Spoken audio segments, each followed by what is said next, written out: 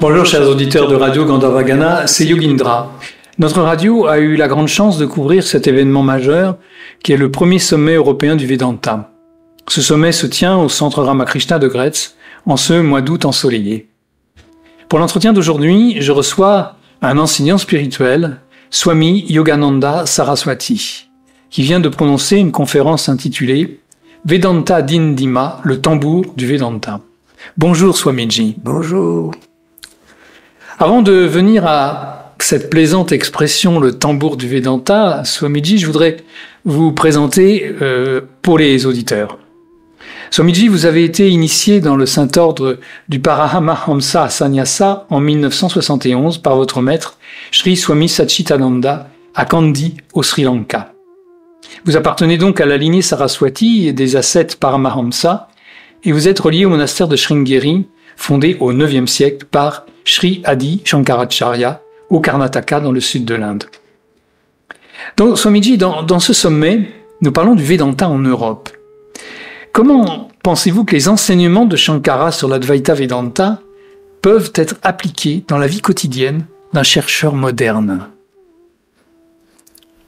Mais, que ce soit moderne ou ancien, les questions abordées par le Vedanta sont intemporelles. Donc, bien sûr qu'on peut prendre en considération la vie actuelle telle qu'elle est en ce moment pour tout un chacun, mais à vrai dire, la question centrale du Vedanta ne dépend pas des circonstances extérieures, elle dépend de la quête intérieure, de la quête de la recherche que se fait la personne concernée. Et donc, pour moi, que ce soit le monde moderne ou le monde ancien, la question centrale ne change pas grand-chose, parce que le soi qu'on en recherche, il est intemporel, il a toujours existé, il existera toujours. Donc, voilà, que ce soit l'époque de Shankara ou même avant Shankara, ou entre Shankara et nous, ou bien nous, finalement, la question centrale de la connaissance de la réalité du vrai soi reste la même, et les difficultés sont les mêmes, qu'on soit occidental ou indien, parce que beaucoup de gens pensent des fois que en Inde c'est plus facile, c'est le pays, etc. Mais ce n'est pas vrai. Quand on voit tous les textes qui s'adressent à des Indiens à l'époque, les pièges et les difficultés étaient là et seront toujours là et ont toujours été là, quel que soit le pays où on est. Oui. Donc, pour moi, c'est pas vraiment central, quoi. Voilà. D'accord. Voilà. Et donc, l'Advaita Vedanta, est une réponse, quelle que soit l'époque à laquelle on se situe. Voilà. Oui.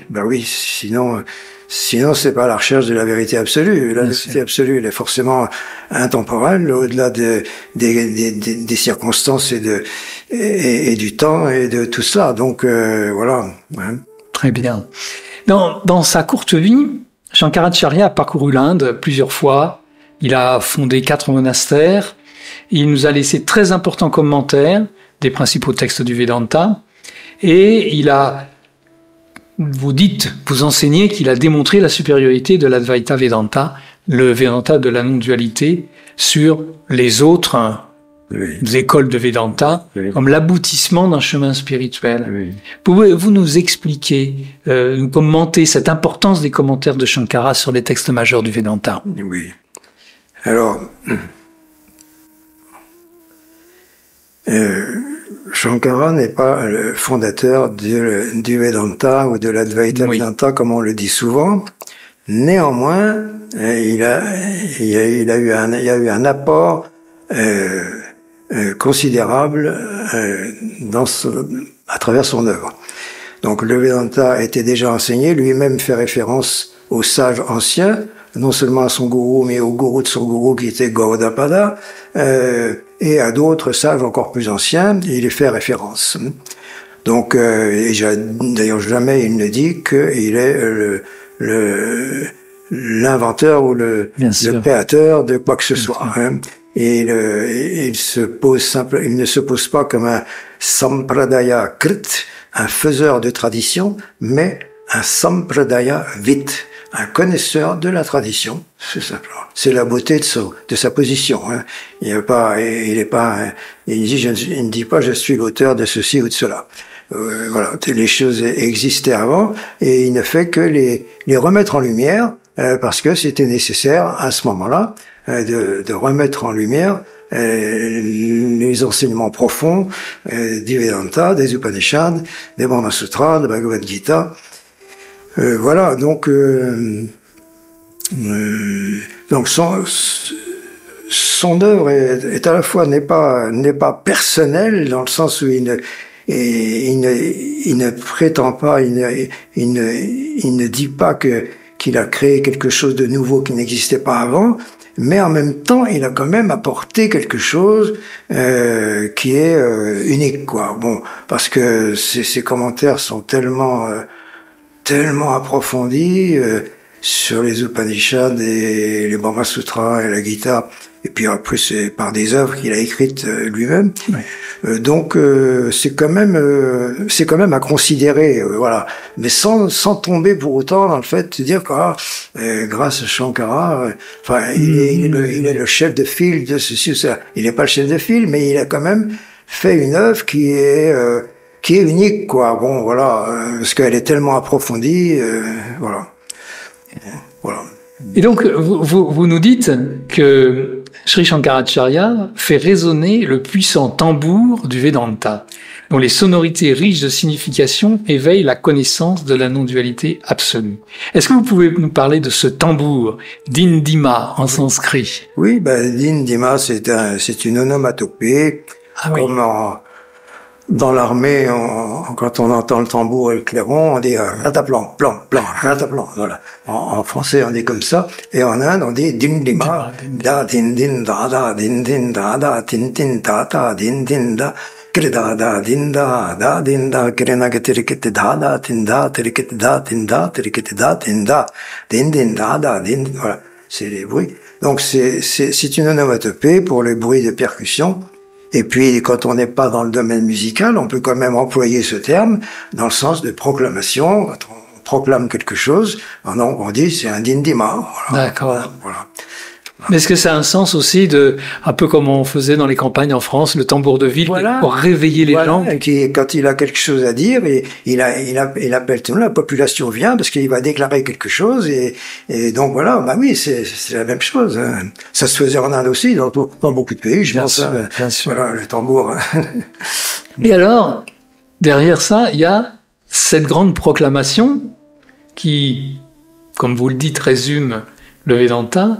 Brahma Satyam Jagam Mithya. Je vous laisse le traduire, Swamiji. Oui. Brahma Satyam Jagam Mithya, Jivo Brahmaiva Naparaha. Voilà, on a coutume de dire que c'est la phrase clé de Shankara qui résume tout son enseignement et tout. Alors bien sûr, ça ne nous empêche pas d'étudier en profondeur ses commentaires, voilà. Mais c'est vrai que cette phrase, c'est un hémistiche, c'est la moitié du verset, donc les deux premiers quarts du verset, qui sont quand même, c'est vrai, qui contiennent tout en substance. Brahman est la réalité, Brahma Satyam, puisque la Taittiriya Upanishad dit Satyam Jnanam Anantam Brahma. Donc c'est en référence à ça. D'ailleurs, Shankara, dans toutes ses œuvres, ne fait que suivre les Upanishads. Oui. Parce que certains disent des fois, Shankara leur fait dire ce qu'il veut. Mais ce n'est pas vrai. Il y a pas une déclaration de Shankara qui n'est pas basée sur un texte upanishadique, ou Brahma Sutra, ou la Bhagavad Gita. Donc, et là, c'est le cas. Bon, Brahma Satyam, Jagan Mithya, Jivaha, l'être individuel, Brahma Eva est Brahman même. Na aparaha n'est pas différent, contrairement à ce qu'on croit. Il n'est pas différent. Alors, mais évidemment, il y a tout un processus à suivre pour arriver à comprendre en profondeur et directement le sens de tout cela. C'est difficile à croire, Swamiji. Oui, mais de toute façon, c'est pas une question de croyance. Voilà. C'est pas une question de croyance. La connaissance n'est pas une question de croyance. Hein. Voilà. Avoir la foi est une chose utile, bien sûr. Il faut avoir la foi, la confiance, quoi, dans le maître qui enseigne. Si on n'a pas confiance dans notre maître qui nous enseigne, ben on peut pas non plus. Mais ça ne veut pas dire qu'on doit avoir une croyance aveugle ou qu'on n'a pas le droit de poser des questions. Un bon maître attend que l'élève ou le disciple lui pose des questions et expose ses doutes, etc. Donc, même dans les Upanishads, c'est comme ça. Les doutes sont sans arrêt traités et éclaircis, clarifiés, etc. Donc, voilà. Brahma Satyam, Jagan Mithya, Jivo, Brahmeva, Nāparaha. Et c'est pas une question de croyance ici. On n'est pas du tout dans le domaine de la croyance. Oui, oui. On est dans le domaine de l'investigation, de la recherche, oui. l'analyse. On peut dire aussi de l'expérience, puisque c'est un des titres du sommet du Vedanta, au bout du expérience. Compte, au bout du compte, bien sûr, c'est la connaissance directe après qui doit venir, mais elle vient pas forcément tout de suite. Non. Voilà. Hein. Donc on parle d'expérience en expérience. Paroksha Jnana et Aparoksha Jnana. La connaissance indirecte, est-ce qu'on va obligé de commencer par ça? Et puis progressivement, quand on l'intègre en soi-même, après ça devient une connaissance directe. Aparoksha. Oui. Hein, ouais. Oui. Mais vous pouvez expliquer ce mot mithya? Ça a un rapport avec Maya, c'est... Alors, Maya, mithya, c'est a beaucoup d'emplois dans le langage. On peut l'employer dans le sens dans la Gita, par exemple, on dit Samithyachara uchyate, celui-là est un hypocrite, celui qui cuisine que pour lui-même et qui ne partage pas, vous savez. Oui. C'est-à-dire dont la vie ne prend pas part au sacrifice, parce que la Gita, c'est la quintessence de tous les Védas, et le Véda, c'est le sacrifice, d'accord. Donc la Gita dit à un moment, celui qui fait semblant d'être détaché, puis qui dans son fort intérieur continue à penser à toutes les choses dont il est censé être détaché, celui-là est un hypocrite, dit-il. Hein. C'est une conduite hypocrite, mithyachara. Vous voyez? Donc alors mithya dans ce sens-là, il est souvent le sens de faux, dans le sens de hypocrite, quoi. Voilà. Mais alors quand on aborde les questions métaphysiques, c'est différent, c'est pas tout à fait la même chose. Hein.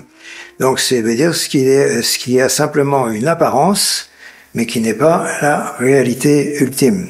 Donc c'est tout ce qui a une apparence et qui est donc changeant. C'est ce qu'on appelle mithya. Ça ne veut pas dire que le monde n'existe pas du tout, etc. C'est que le monde n'est pas la réalité absolue en tant que dans son nom et sa forme. Mais c'est sa vraie nature, la vraie nature du monde qu'il faut réaliser, comprendre, et qui est donc au-delà de sa forme et de son nom et de sa forme. Hein. Tout comme le pot, un pot en argile, hein, c'est ce que Shankara utilise dans le texte, un pot en argile est irréel par rapport au fait qu'il a un commencement et une fin, mais en tant qu'argile, il a une réalité. Hein, donc le monde, c'est la même chose. Hein. Le monde en tant que tel, il est mithya, mais comme il dépend d'un substrat, par rapport à ce substrat qui est sa vraie nature, eh bien, il est la réalité.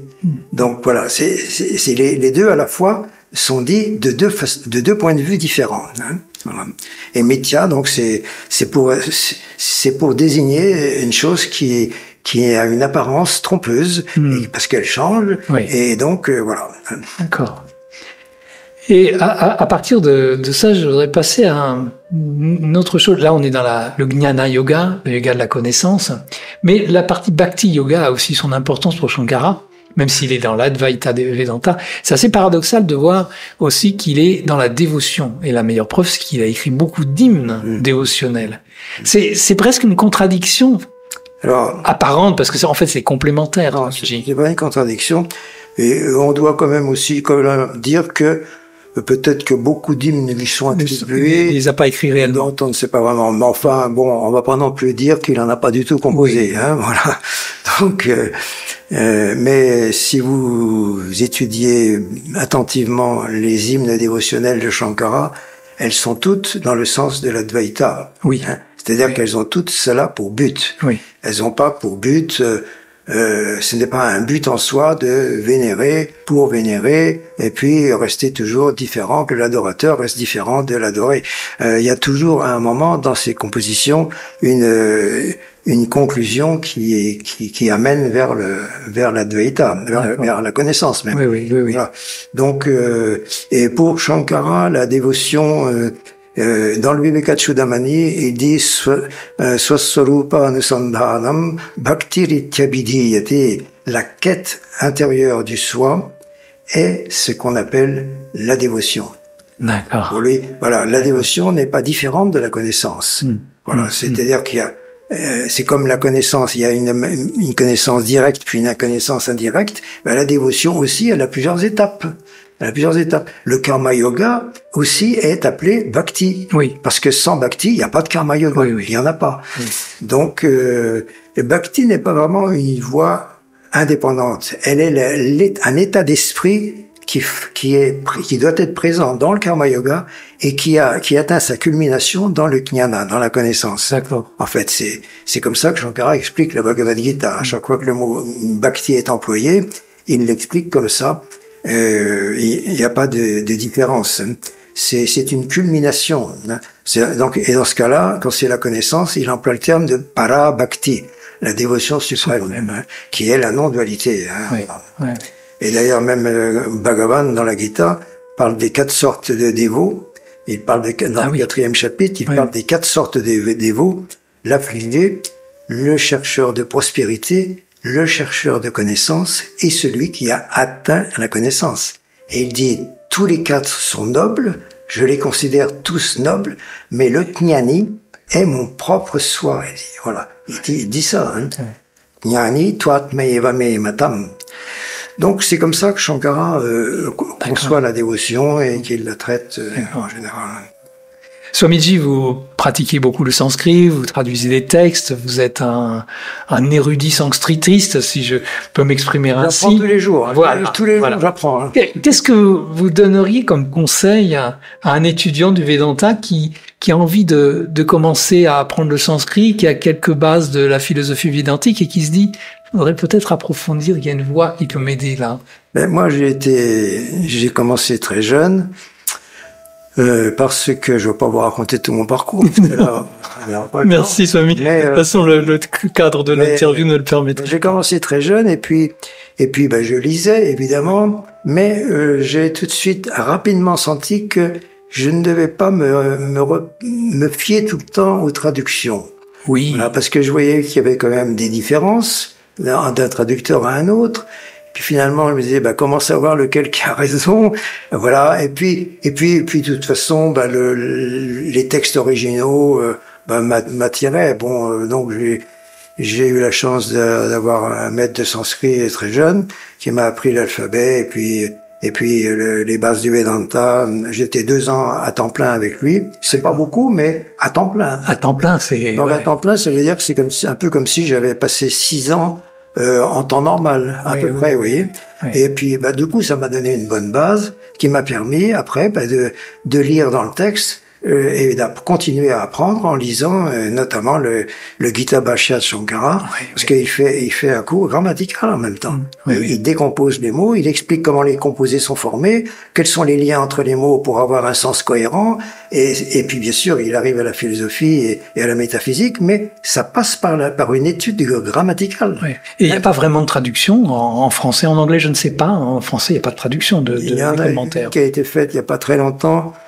Je la trouve pas d'un très bon. C'est la traduction faite à partir de la traduction anglaise de Mahadeva Shastri, qui est un des plus anciens qui avait traduit le Gita Bhashya de Shankara, qui dans la traduction anglaise était pas mal, dans un anglais un peu ancien, vous voyez, parce que c'était au début du XXe siècle, je crois, ou je sais plus, même fin du XIXe. C'est un anglais un petit peu ancien, mais qui était quand même pas mal. D'accord. Et il y a eu une traduction française faite à partir de sa traduction. Bon, moi je trouve que le français n'est pas de très bonne qualité. Alors rien que pour ça, parce que ça mérite, il faut un style, il faut quand même rester à la hauteur de la Gita. Il faut un style en français. Il faut pas écrire. Il y a des expressions qui peuvent prêter un peu à confusion, qui sont des fois un peu légères. Bon, mais enfin, c'est mieux que rien si on veut chercher. Quand même. Bon, voilà.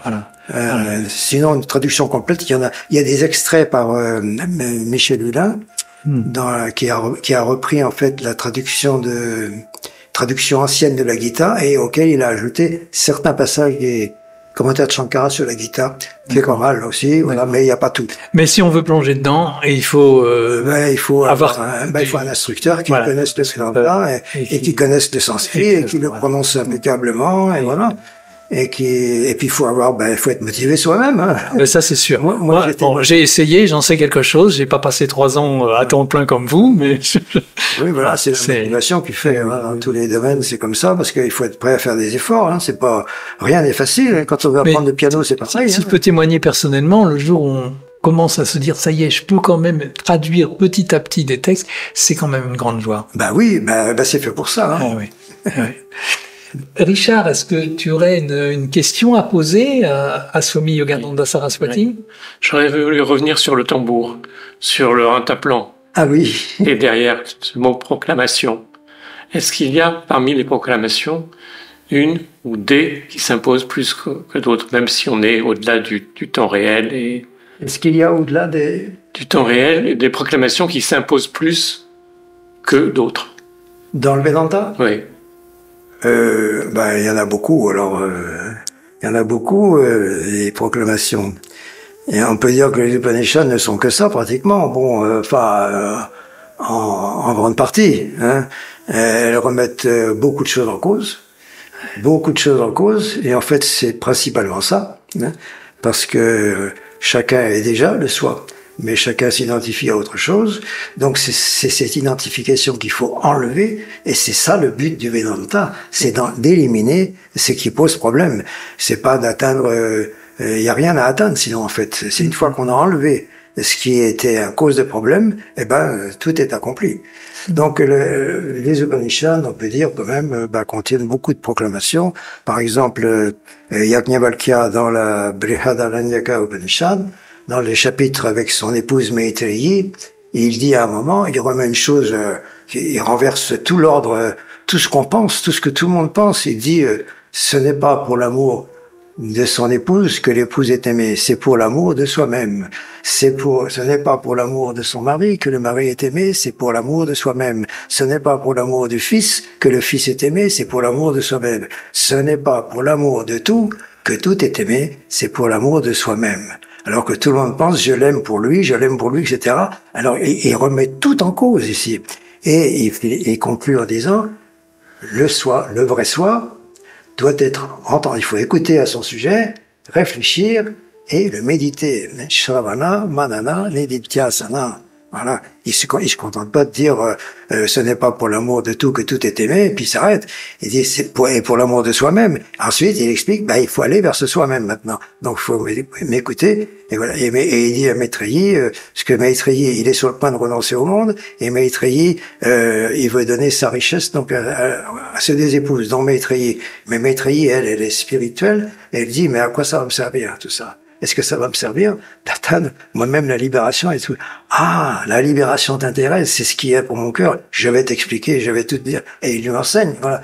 Donc, il explique le soi, la nature du soi et tout. Donc en fait, les Upanishads ne sont que des proclamations. Enfin bon, pas à 100% évidemment. Il y a quand même des choses annexes qui viennent dedans. Mais c'est quand même l'aspect principal, moi je dirais, des Upanishads. Hein, c'est voilà. Merci Swamiji. Est-ce que, pour conclure, est-ce que vous pensez, je ne vais pas poser la question comme ça, vous allez me répondre oui, que le Vedanta est une solution pour régler les problèmes de nos contemporains, pour l'évolution du monde, les difficultés que nous rencontrons. Les gens cherchent, on continue à accuser le monde, accuser un tel, accuser... alors que la solution est dans la recherche du soi. Et tout le monde ne le comprend pas, ça. Pourquoi il y a cette barrière qui fait qu'on est bloqué là-dessus? Alors, c'est un vaste sujet. Le Vedanta n'est pas là pour résoudre les problèmes du monde. Non. Parce que le monde est un problème. Oui. C'est quand même ça. Et l'identification au monde est un problème. Donc, le Vedanta ne peut pas et ne pourra jamais faire de ce monde un monde parfait. Il n'y a pas de monde parfait. Et ça n'existe pas. Il faut arrêter de rêver. Bon, ça ne veut pas dire qu'on ne peut pas améliorer les choses et que c'est inutile de chercher à améliorer les choses dans plein de domaines. Mais il ne faut pas non plus penser que on va établir le paradis sur Terre. Ouais. Même au paradis, il y a des problèmes. Ouais. Parce que le paradis est la conséquence de nos mérites. On peut atteindre le paradis. Les Védas en parlent. D'accord. Mais les mérites ont des limites. Et au moment où les mérites atteignent leurs limites, eh ben, on ne peut plus rester au paradis. Donc, le paradis, il est déclaré éternel. Mais relativement parlant, ce n'est pas, Shankara l'explique ça, ce n'est pas une éternité absolue. C'est parce que c'est simplement plus long, plus agréable que ce monde-ci. Mais il n'est pas éternel. Et les mérites qui permettent d'y atteindre sont des résultats d'actions. Les actions elles-mêmes, elles sont conditionnées. Donc leurs résultats aussi sont conditionnés. Et donc on ne peut pas ni chercher vraiment le paradis, ni l'essayer de l'établir sur Terre. Parce que le monde, il est fait de dualité, de multiplicité, d'un tas de choses qui font que c'est comme ça. Et voilà. Donc, mais bien sûr que un sage qui connaît la vérité absolue ne va pas causer de problème dans le monde. Donc on peut dire que s'il y a une utilité dans le monde et de la connaissance, de la sagesse, les Upanishads ont donc une répercussion indirecte, si vous voulez, sur le monde, parce que un sage en général n'est pas violent, ne cherche pas à tuer quelqu'un ou à supplanter un autre ou ou à voler ou à mentir voilà.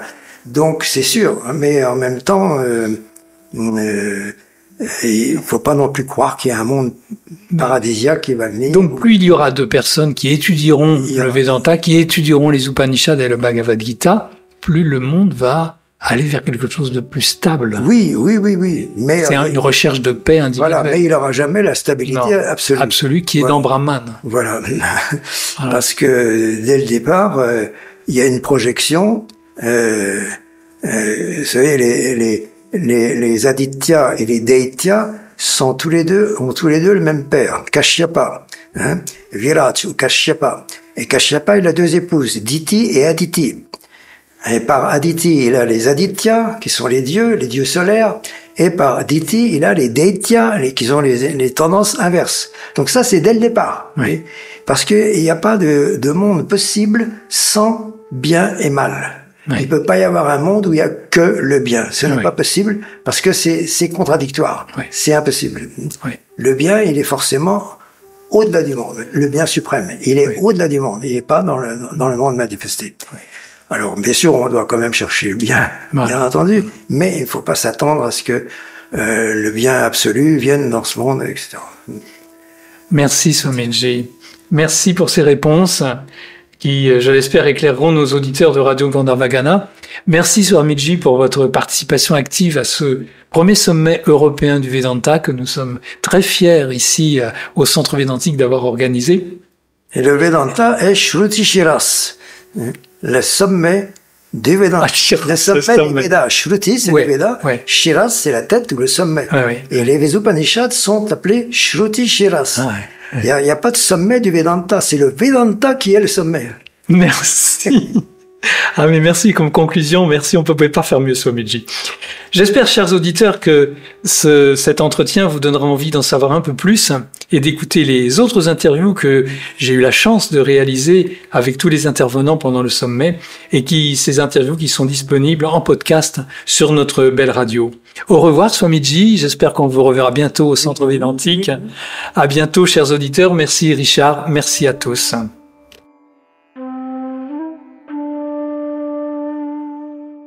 Swami Yogananda Sarasvati, troisième et dernière invité de notre émission Les Sommets Védantiques ce jeudi 12 septembre. J'ai été très heureux de passer ce moment avec vous. Je vous propose de nous retrouver demain à la même heure, 7h30, avec d'autres invités.